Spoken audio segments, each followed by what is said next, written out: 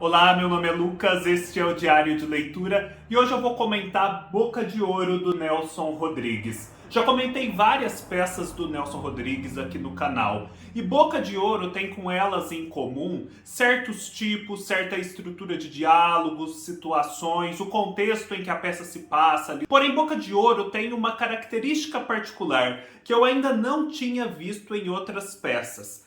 Para entender o porquê dessa diferença, é preciso começar pelo tema de Boca de Ouro, o seu enredo. Ali nos subúrbios do Rio de Janeiro, Boca de Ouro é um bicheiro, um grande criminoso, alguém ali que naquele submundo detém o mando e é muito admirado e temido.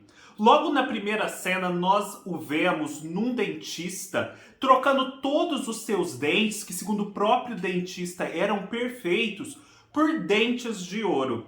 O Boca de Ouro tentava, assim, compensar um pouco das suas origens não só humildes, como também humilhantes. Então ele tinha essa mania de grandiloquência, queria a sua boca toda dourada e planejava também um caixão todo feito de ouro no qual ele pudesse ser enterrado. O poder, porém, não impede que o Boca de Ouro seja morto e logo na próxima cena, na redação de um jornal, o jornal O Sol, nós ficamos sabendo que ele foi assassinado em condições assim atrozes antes de ter completado a confecção desse caixão. O jornal, então, que até o dia anterior tinha elogiado o Boca de Ouro, decide, como eles próprios dizem, espinafrar a figura e por isso vão em busca da Dona Guigui, que é uma ex-amante toda ressentida porque o Boca de Ouro deu um chute na bunda dela. Isso também segundo as próprias palavras dos personagens. Eles esperam assim conseguir da Dona Guigui um grande furo de reportagem para estampar as manchetes do jornal no dia seguinte,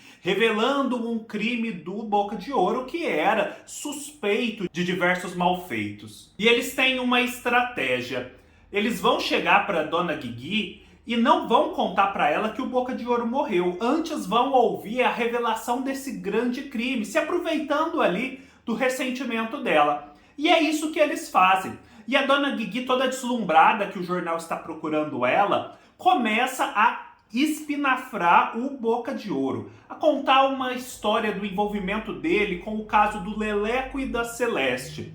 Esse Leleco e a Celeste eram basicamente um casal que em determinada altura o Leleco perde o emprego, eles passam por dificuldades financeiras, a mãe da Celeste morre, eles não têm dinheiro para pagar o funeral, decidem então pedir empréstimo para o Boca de Ouro, o Leleco vai lá, o Boca de Ouro condiciona o empréstimo a ter uma relação com a Celeste, o Leleco meio que permite que isso aconteça, chama a Celeste para o lugar, a Celeste recusa, o Leleco muda de ideia e decide ficar bravo também, e aí o Boca de Ouro o mata. Depois de contar toda essa história, obviamente cheia de pormenores, eles finalmente contam para Dona Guigui que o Boca de Ouro morreu. E ela então que vinha espinafrando o Boca de Ouro, fazendo dele uma figura horrenda, fica desconsolada, desesperada, começa a gritar que o Boca de Ouro foi o seu verdadeiro amor, que ele tinha uma pinta de lorde, que ele não era bem assim. E logo na sequência começa a recontar a história do Leleco e da Celeste, mas com diversas modificações, de um tal modo que o Boca de Ouro se sai muito melhor nessa nova versão. Há sim alguns elementos que a gente vai identificando como comuns, que persistem, mas vários outros e significativos são diferentes. Após concluir essa segunda versão, o marido da Dona Guigui, porque ela depois de ter sido abandonada pelo Boca de Ouro, voltou para o seu antigo marido, sua antiga família, seus filhos. Esse marido que a acolheu, o Agenor, vê ela se declarando ali pro Boca de Ouro e fica assim indignado, tem a sua honra ofendida. O que é isso? Se ele não reagia, é como se ele não tivesse condições de usar as calças que ele usa. E então ele decide sair de casa, abandoná-la, ela que fique lá sozinha se gosta do Boca de Ouro. Só que daí ela tem um clique. Afinal de contas, o Boca de Ouro agora tá morto. Não serve mais pra nada, não vai lhe fazer nenhum favor. Ela depende mesmo é desse atual marido, seja ele quem for. Então ela decide dar ali uma reviravolta, começar a elogiar esse marido, pedir desculpas, os jornalistas ali ajudam a reconciliar o casal. E ela conta uma terceira versão, na maior naturalidade, a respeito do caso de Celeste e Leleco, em que o Boca de Ouro sai assim pior até do que na primeira versão, porque ele sai como um assassino de mulheres. Então, por que eu digo que a peça é diferente das anteriores? Porque nessa peça o Nelson Rodrigues explora sobretudo essa questão da representação da verdade, das diferentes versões que um fato pode ter. A verdade é acessível, as memórias nos traem, os nossos interesses ao contar uma história e fazer um relato não alteram a própria substância desse relato?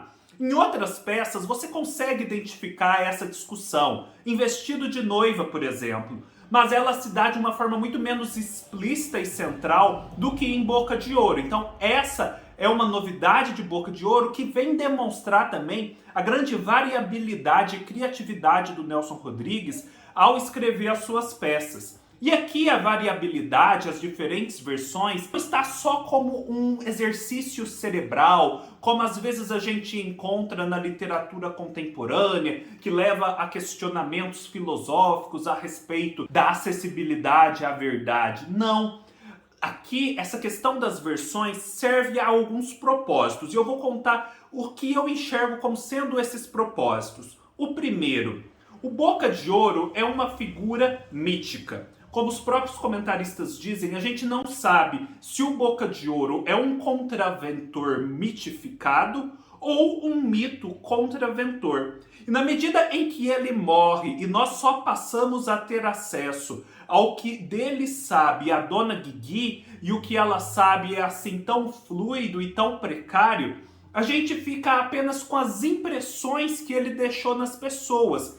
E essas impressões, justamente por conta dessa grande diversidade, só contribuem para criar ao redor dele essa aura mítica. De um certo modo, ele consegue mesmo transcender aquela origem humilde e humilhante que ele teve e se tornar, depois da morte, alguém de difícil acesso, como os mitos são de difícil acesso. Por outro lado, nós temos várias outras incoerências aqui, não só no relato da vida do Boca de Ouro. A primeira delas é a do próprio jornal. O jornal que até o dia anterior estava ali pintando o Boca de Ouro literalmente de dourado, no dia seguinte, uma vez que ele está morto e não pode fazer nada contra ninguém, começa a espinafrá-lo e quer um furo de reportagem que o pinte assim nas piores cores.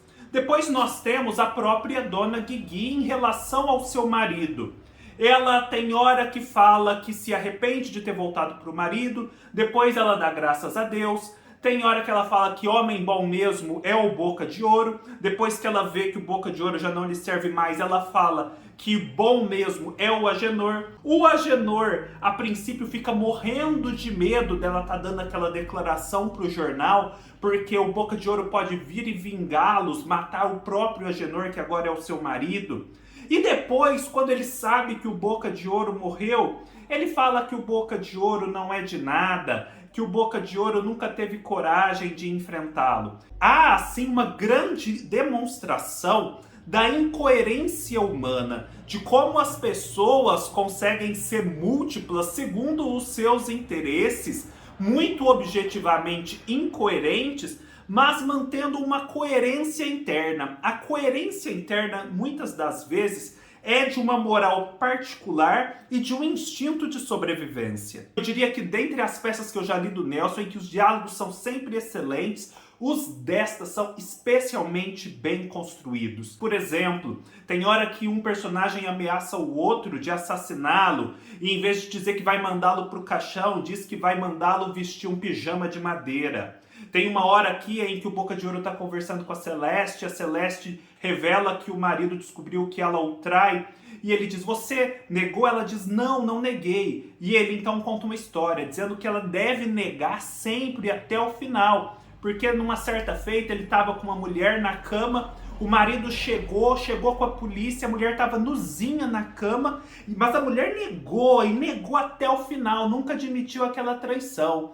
E ela tanto negou, que o marido começou a duvidar, que o comissário de polícia começou a duvidar e que ele próprio, Boca de Ouro, ficou na dúvida, mesmo estando lá a mulher nuzinha na cama com ele. Os personagens também são muito bem construídas. Afora o próprio Boca de Ouro, a Dona Guigui, em toda essa incoerência, é um fenômeno. Ela é aquela típica mulher do povo, de moral um pouco duvidosa, mas muito expressiva, muito dramática na sua forma de falar. É difícil ver a Dona Guigui e não lembrar de alguma parenta ou de alguma vizinha que você já teve. Há aqui também um momento em que certas granfinas entram em contato com Boca de Ouro.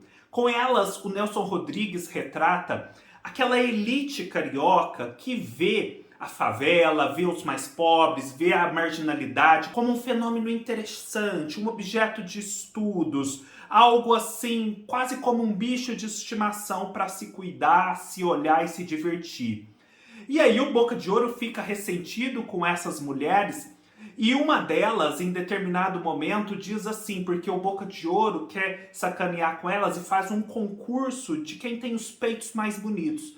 Aí elas ficam desconcertadas, mas ao mesmo tempo interessadas naquela situação diferente em mostrar os peitos. E uma delas se justifica para a outra granfina, né? Ou a outra granfa, como eles falam.